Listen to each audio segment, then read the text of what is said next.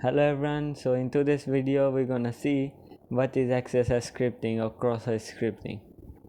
So it is just a type of attack in which malicious script is injected to a site or web application for purpose of running on end user device. When you see input value, you can provide JavaScript tags like script tag in which you can write JavaScript and give alert boxes and many more things you can do.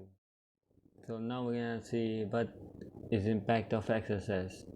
XSS can compromise users' information within infected site.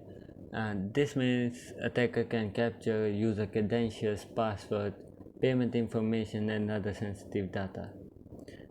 Main thing is that attacker can lead to some more advanced attacks using XSS. So there are basically four types of XSS attacks. First is stored XSS, blind XSS, reflected, and DOM. So first type of XSS attack is stored XSS. Here goal is not to run it on server but on users' browsers. Stored XSS is only possible when application is designed to store user input.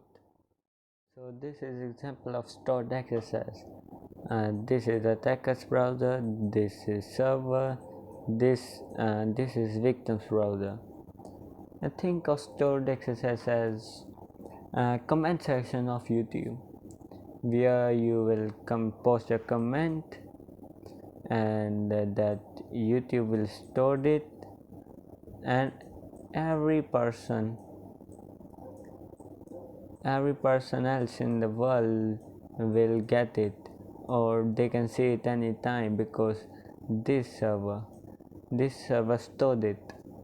So like this, if there is something like that and it is vulnerable to XSS, you can infect many people with XSS.